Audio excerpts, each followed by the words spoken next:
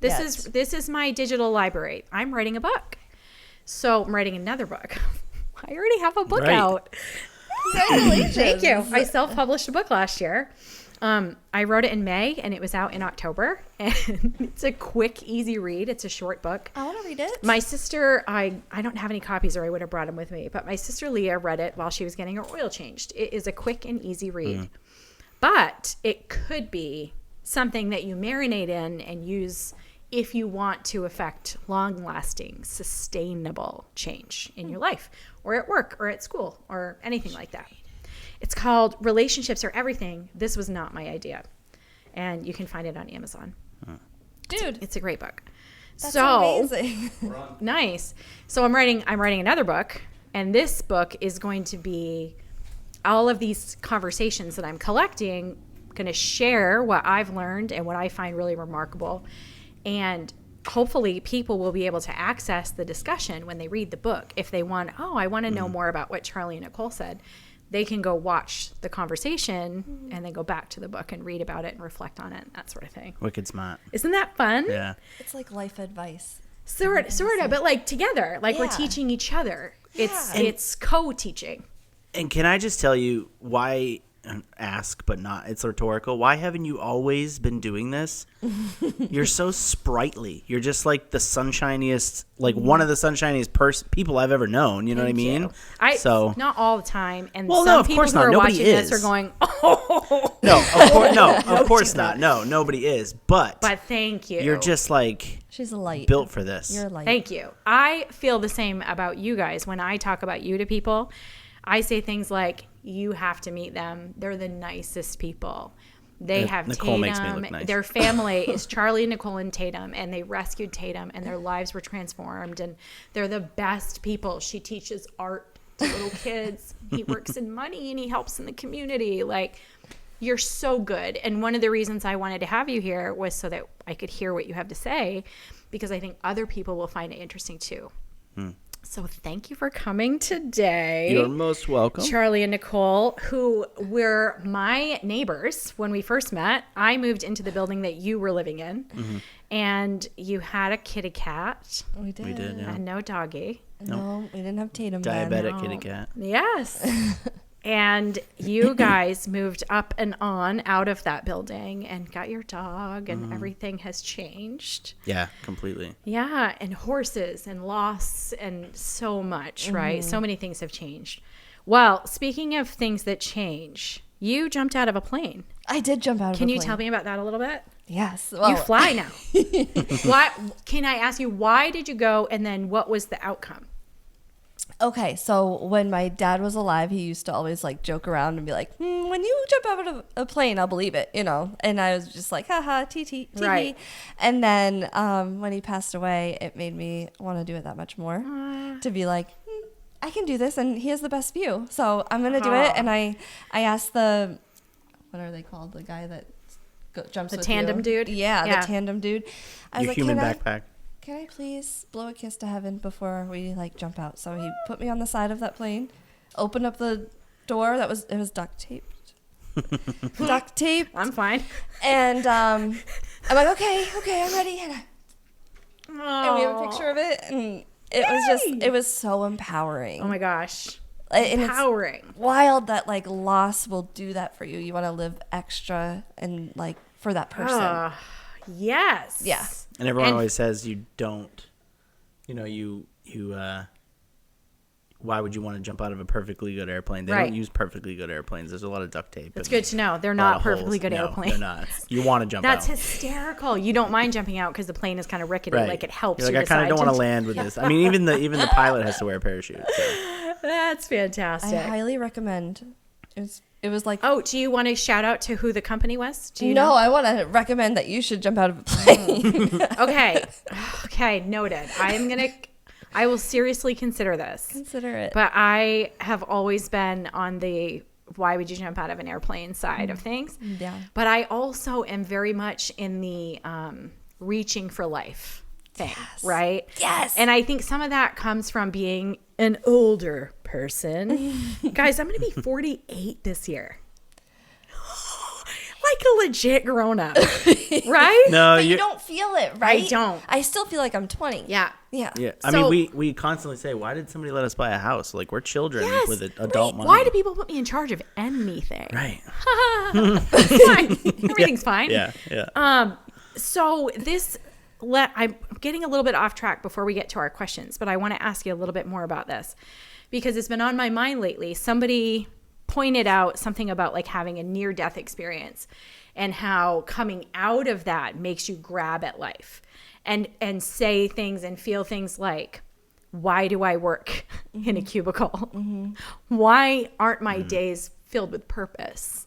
Right? Those kind of things. Yeah. So how would you encourage someone to cultivate more of that when they feel like they can't? This pays the bills. This is my job. This is what I do. This is my lane. You know what I mean? Like, how could we encourage someone who feels like that's an unattainable goal to reach for life and experience life? It's expensive. That's for rich people. Go out and do things, you know? So how do we take that part out of it?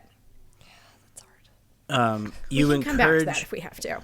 you encourage them to stop looking at the world how they've been trained to look at it. How they've been trained and that's really good. conditioned to see the world. You know what I mean? Like the Perfect segue. the American dream is not the American dream anymore. You know what I mean? Like No.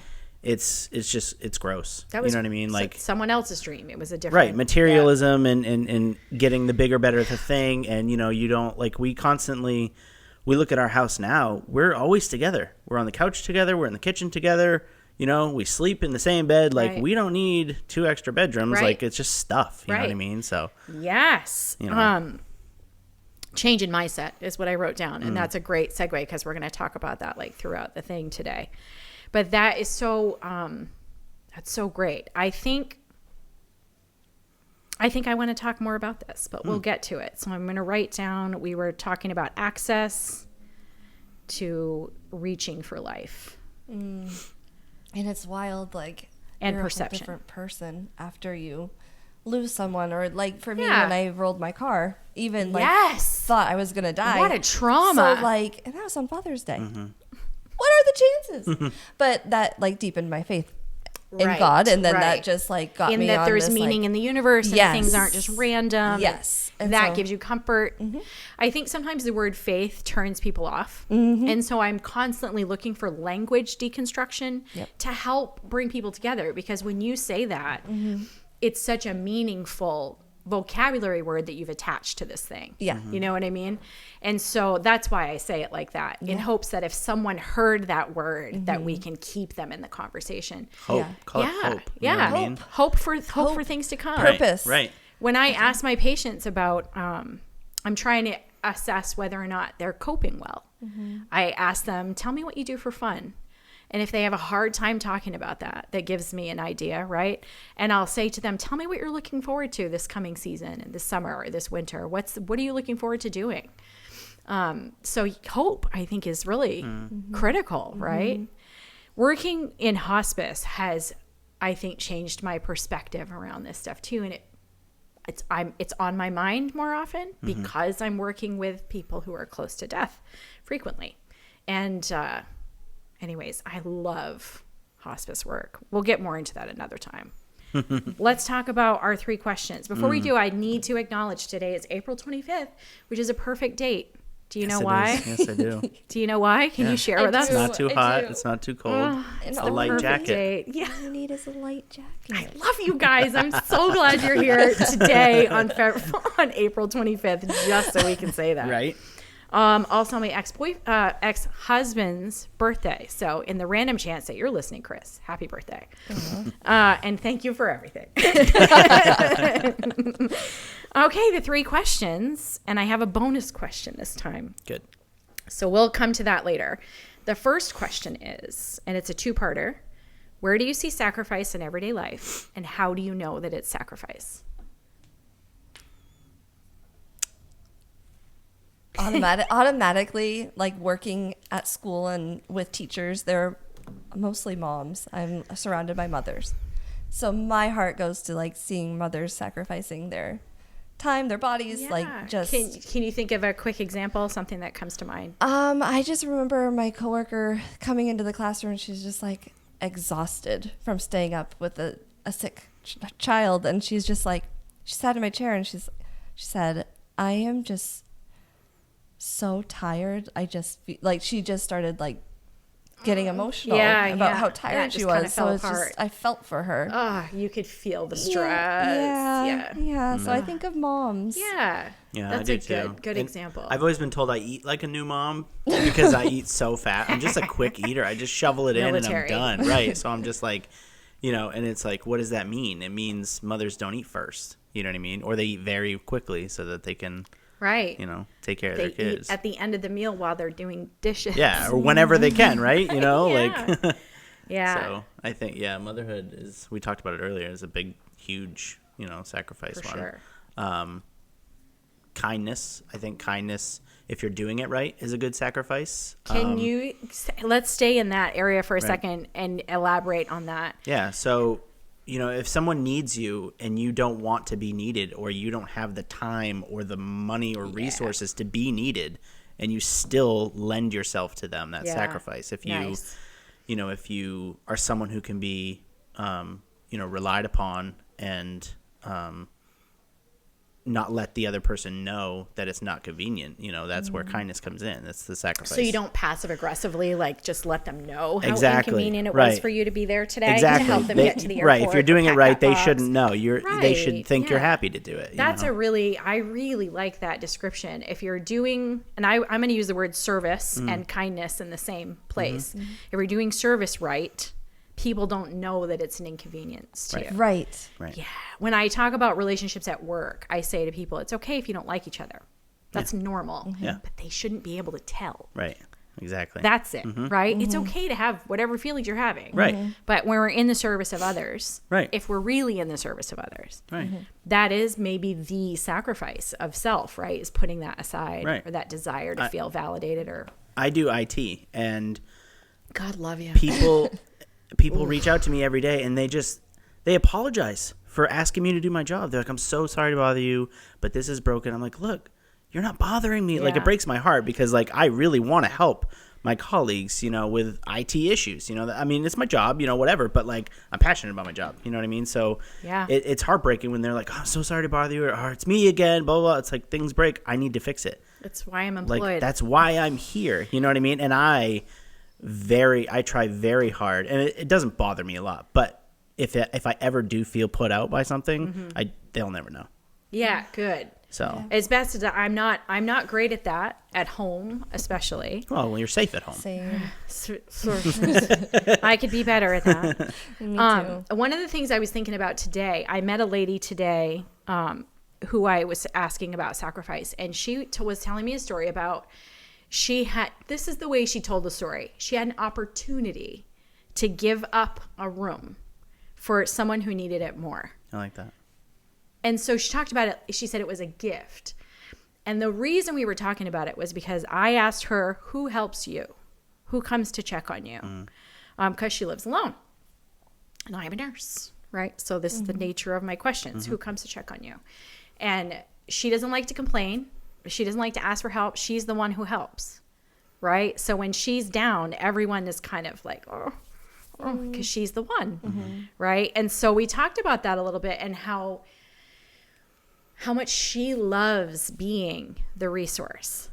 She loves it. She loves being the one. And it's heartbreaking to ask for help. And then your story about people apologizing when they call and ask for help. And I've worked in IT, and I know how it is when everyone that calls you is in crisis. It's an emergency, and it's the worst moment of their life. And they owe you an apology, and you may never get it. And then the ones that are always like, I'm so sorry, because they feel shamed and stupid for having to get help. Right. Like, asking for help and being vulnerable is such a complicated thing. Right. And I bet you guys would agree with me in terms of when you are able to ask for help, you're opening the door for someone else to get what you get when you help someone.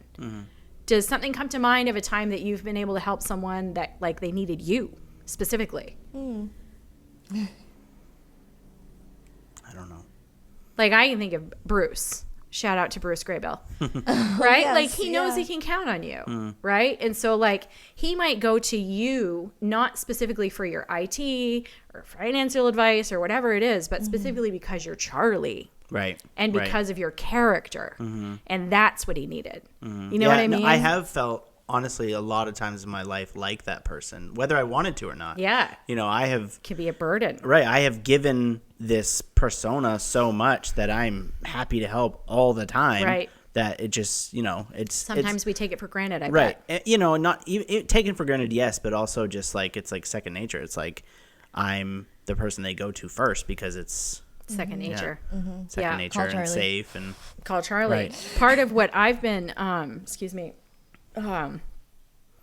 whole life I've wanted to be that person. I wanted to be that person. I wanted to have the resources to fix whatever you needed to fix, or I could connect you to the person you needed, or I knew how to give you directions to the place you were looking for, whatever it is. Right? I've always wanted that. And I've realized over time that I just want to feel useful. Right? And sometimes being taken for granted is a nice thing to reflect on. Like it shows that I'm solid in my commitment like or it's whatever. a compliment. Yeah, like I can look at it that way, right? Yeah. Or I can see the wanting in it, but I think if I'm spiritually well enough, I can reflect on it in that way. Yeah.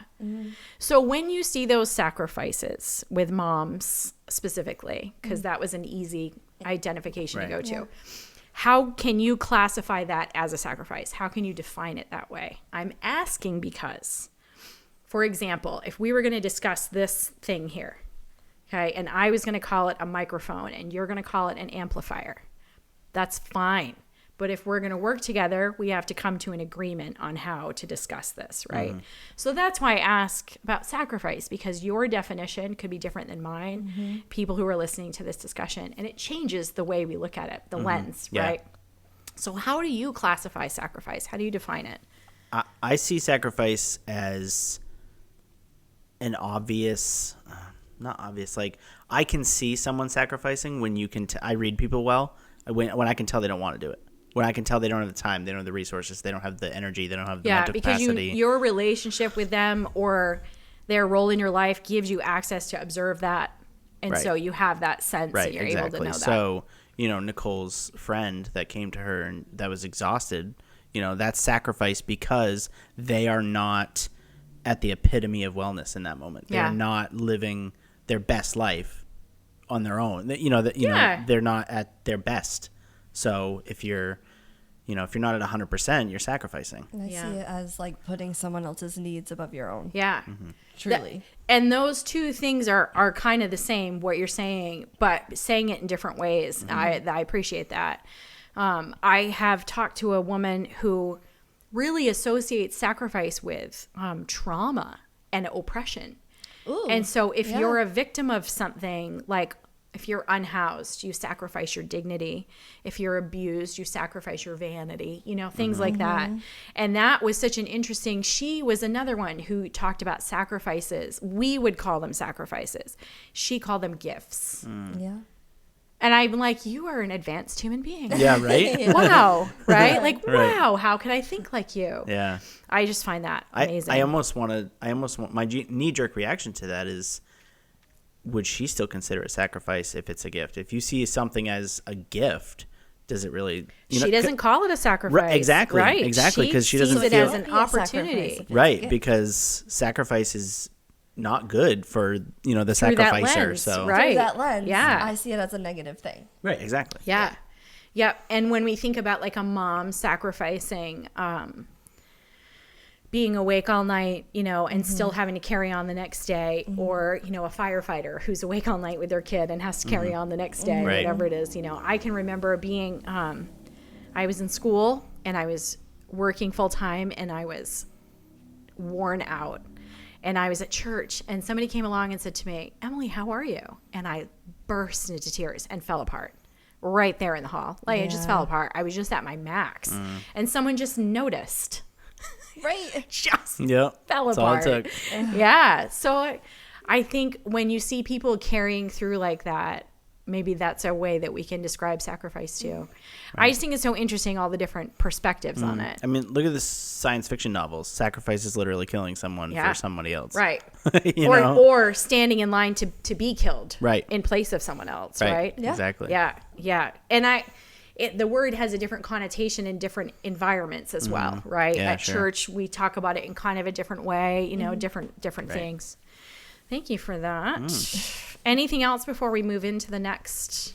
No. So the next question is... So excited for the next question. How can you tell when someone is good?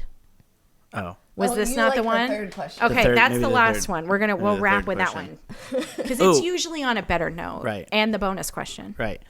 When someone is good, I think we have the same kind of answer for this. My favorite quote, especially since becoming a dog dad and becoming obsessed with my dog and loving dogs more than humans. Who he didn't want, Tatum. Right. I know, yeah. We can judge the heart of a man by how he treats animals.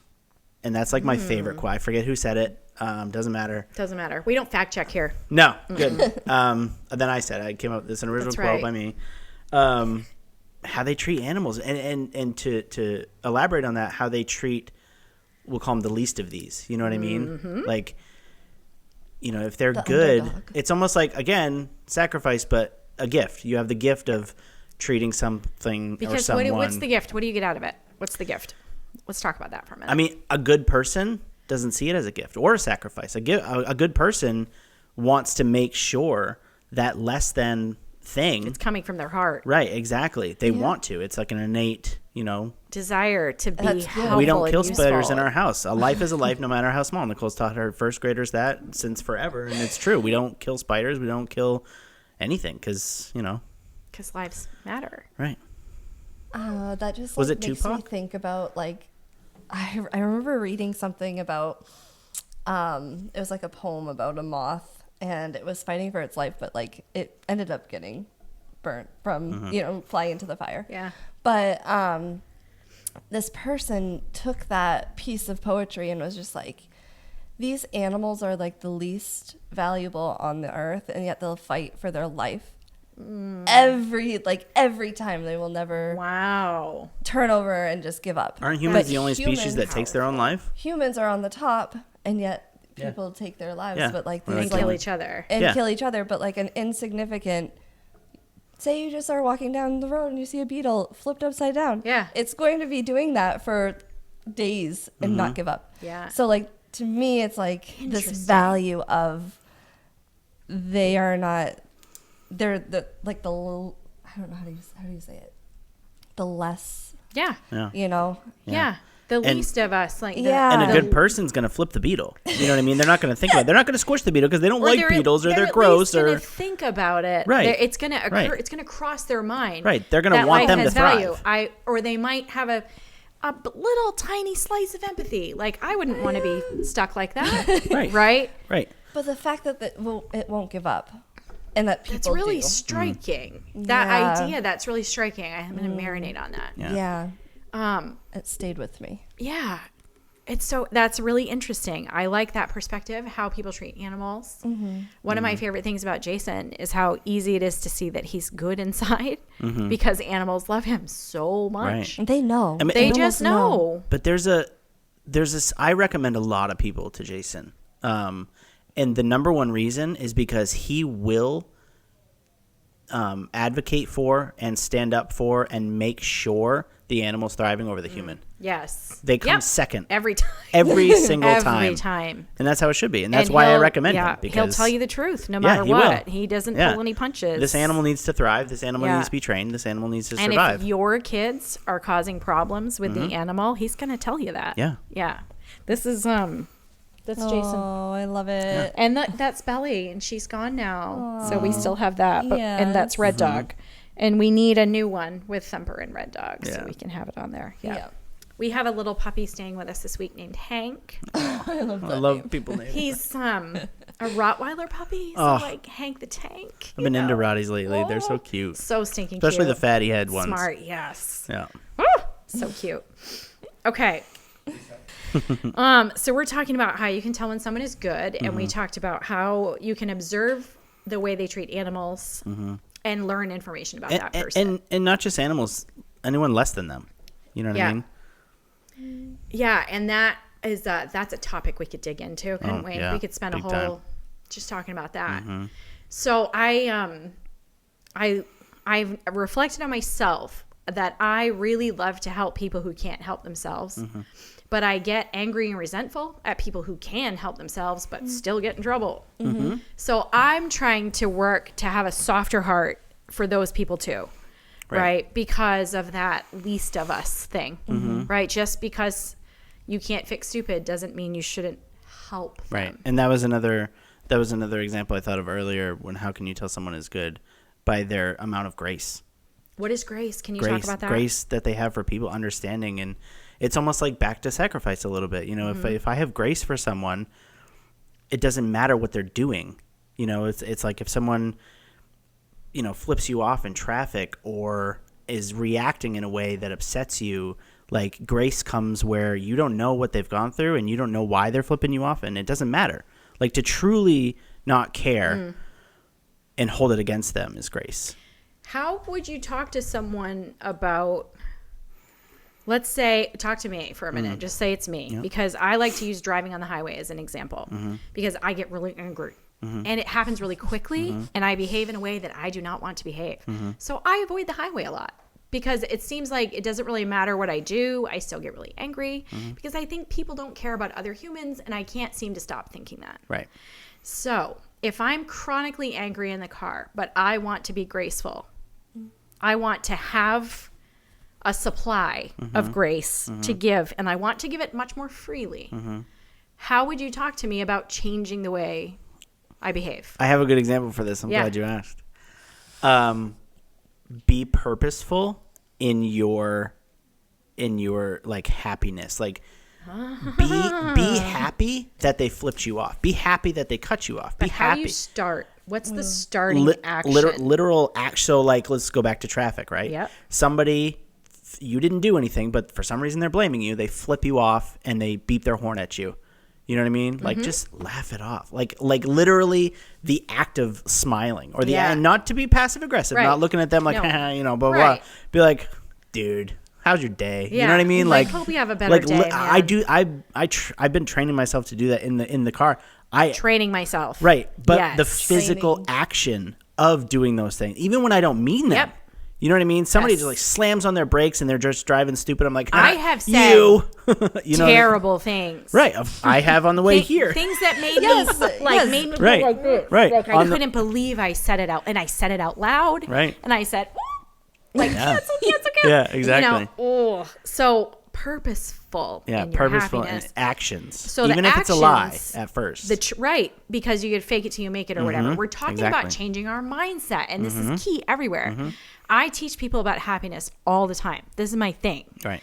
And it drives me crazy when we say things like, just turn it over. You just have to let go. Right. What the heck does that mean? How? Yeah. How? What's the What action? do I What are the steps? How can I know if I'm doing it well? Yeah. Right?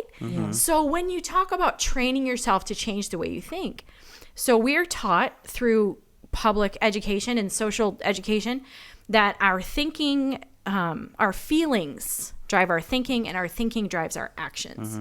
So if I need to change my actions, I need to change my thinking and my feeling. Right? So if I can change what I'm thinking about, that will drive how I'm feeling, that will drive how I'm acting. So if I want to quit saying a swear word, or eating a certain thing, or change the way I think about a person, or if you watch the episode with Dr. Amy Barrett, we talked about there's only one way to get from Bangor to Brewer. And living with a truth, and then having to unlive that truth. Right. How do I live now that I know there's a real truth? How do I cope with that? So changing the way we think takes time and commitment and consistency. And hacking your brain. Yeah. You have to hack your mind. Bad news, Rewire. like you're the only one who can do it. Right. But good news, you're the only one who can do it. Right. Yeah. Like I just gave a little speech to somebody recently, and I said, I have good news and bad news. The good news is you're your own problem. And the bad news is you're your own problem. Yeah. Like, right. Exactly. we have to do the work if we're going to get better. Okay, I'm going to marinate on that some more. And if we get together again, I'm going to be returning to this idea of purposeful happiness and Good. retraining our thinking. You should look into the book. I forgot what. Look into the author, Dr. Caroline Leaf. Okay. I read a whole book about how you can rewire your thinking process. Well, I love and that. the science behind it. That's fantastic. Yeah.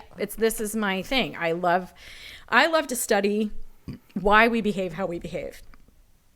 It helps me not be resentful. It helps me be patient and have empathy and have capacity for people. She must have a lot to talk about with Dr. Amy. We had a lot to talk about. Yeah. It was a great episode. She did a really nice job. I had her as a professor in college. Isn't she amazing? Yeah. Oh, Dave is coming on. Her husband, Dave Barrett, is really? coming on next week. I'm recording with him, and he's hysterically funny and ridiculously inappropriate. So it should be really fun. How are we doing on time? Because I'm going to tell you a story about Dave. We're good. Okay. And then we'll get into the rest of our questions. So I first met Dave at Taekwondo when my kid was a little kid, and we were going to Taekwondo all the time. And my kid's best friend was their kid's son. And so they grew up together. And Dave and I got to know each other at Taekwondo. And then we got invited to their house for a Super Bowl party or something like that. And Amy is taking me around the house, introducing me to all these people. This is my friend so-and-so, is my friend so-and-so, and my friend so-and-so. We get all the way around the house and to this other room. And I'm like, Amy, it was so nice to meet all your friends. Thank you so much for having us. Where are Dave's friends? She goes, oh, you're Dave's friends. Oh.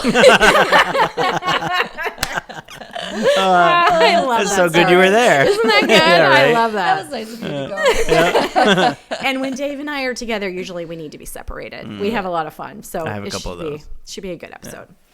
Okay, back to work. We've talked about sacrifice. We've talked about how you can tell when someone is good. Now I want to know, what do you wish people would just figure out already? Boom.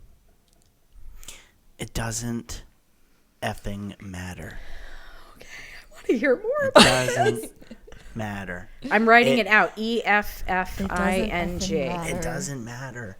And you can just apply to that to whatever you want. Does anything come to mind that is appropriate to share here? So many things. Like, Something mundane? Just picture the town that we live in and how, right, just, yeah. like, So through our journey with social media, Yes. I have met a lot of people. Do you guys, you might not know, they are sort of famous. Well, our dog is. yeah. Tatum is. Tatum Tatum is. Talks. If Tatum you guys Talks. don't know, go check out Tatum Talks. Right. Okay.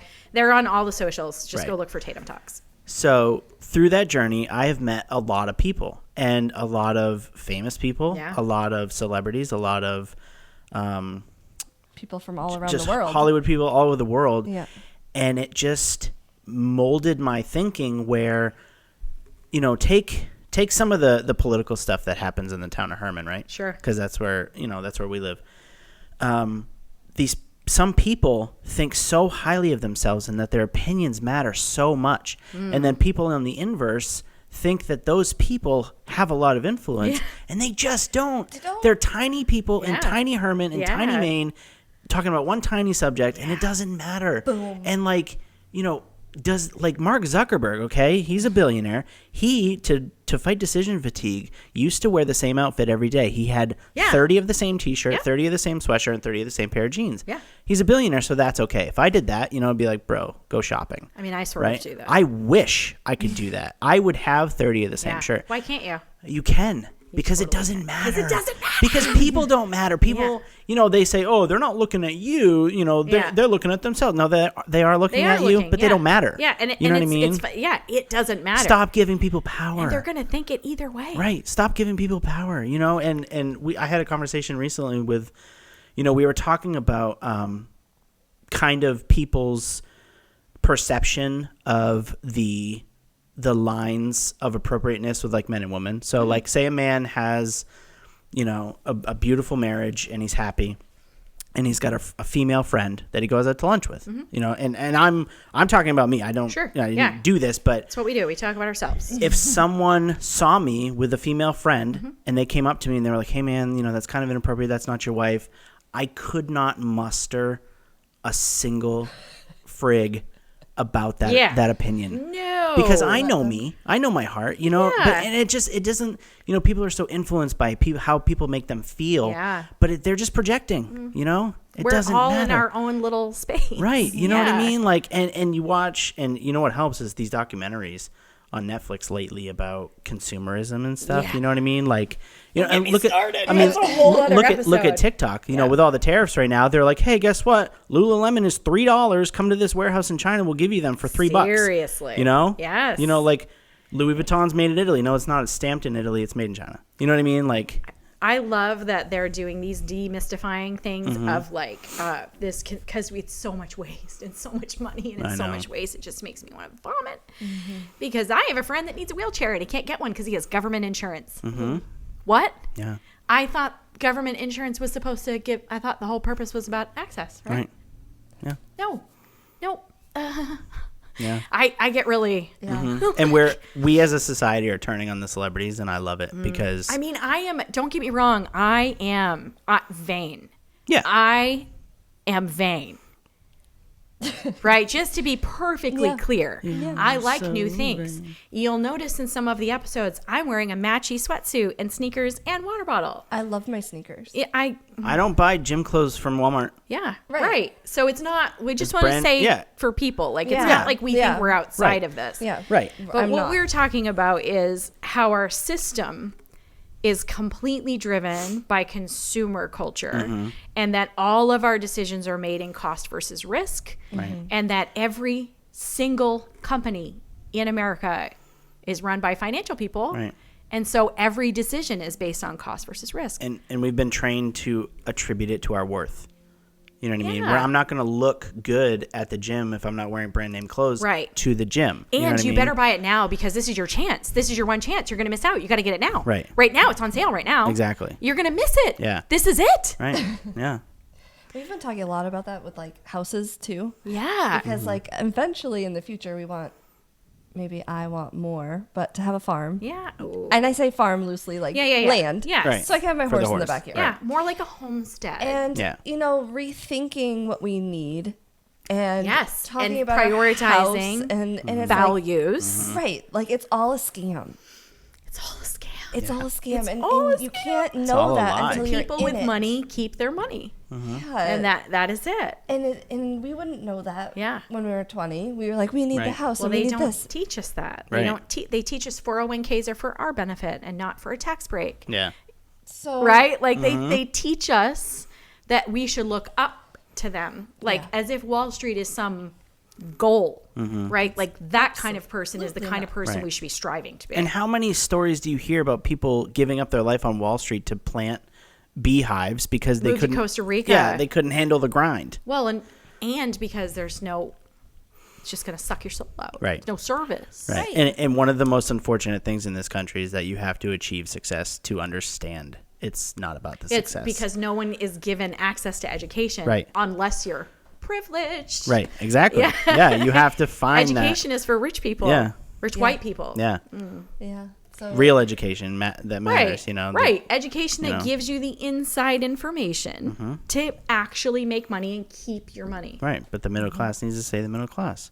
And our freedom is in becoming self-sufficient and independent from needing Right. to be a part of the consumerism. The mitochondria is the think powerhouse of the cell. every time. Yeah.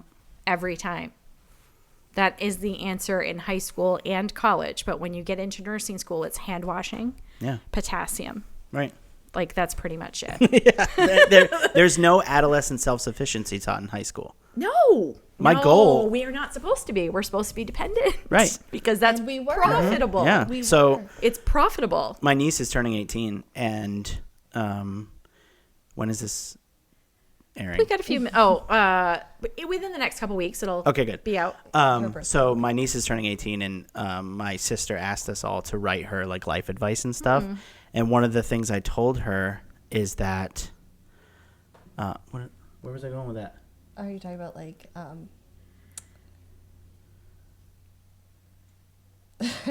my goodness. It's okay. It'll come back Yeah. because this is a perfect little segue into the other bonus question, which is what's the one thing that you wish people would listen to you on? And if someone asked you for life advice, I want to know what you wrote down. You know what I wrote down in her card? Tell us. Because we each had to write our own thing. Yep.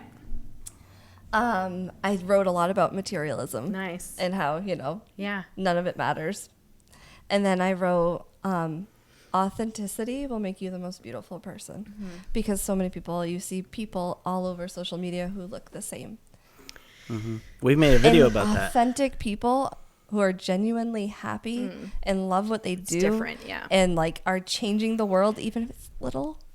I mean, I think that's what you guys are trying to say to me when we sat down. Like, why haven't you been doing this forever? Yeah. Because you can see that this is the honest me. Like, really looking for information Right. and really looking to help people Yeah.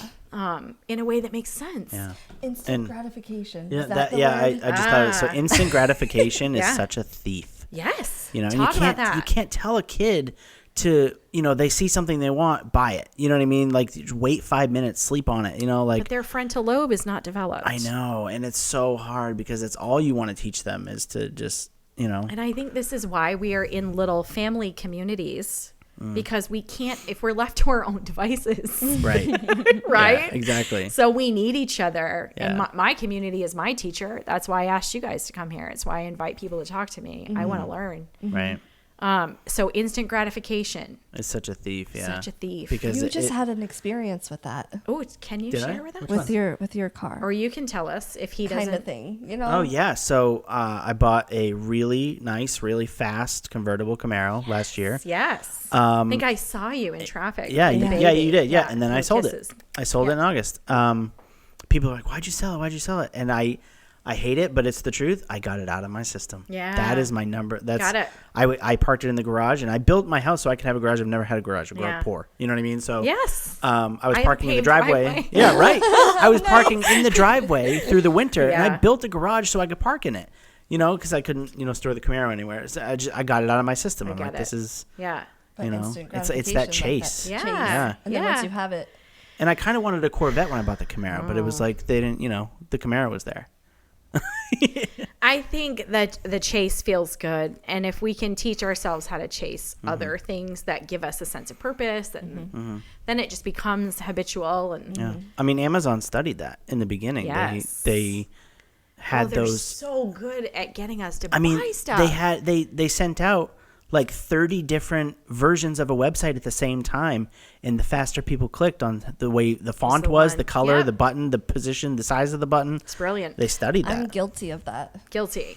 Yeah, yeah. So guilty. They don't make memes about the Amazon guy for no reason. No, Right. I was thinking today about how, like, if I'm on a long conference call or something, I might get bored and start like Timuing, right? And then do it. then I'll forget that I ordered it, and it comes, and it's such a fun surprise. It's Yeah, the best dopamine. surprise. And then I said to myself, "Oh, you're such junkie. You're such an addict. Yeah. This is addict behavior." yeah. And thank goodness I have been in recovery for a long time, so I have a lot of tools for working with addiction, and I know that I should go and tell someone, "Hey, I said once to my therapist, I go,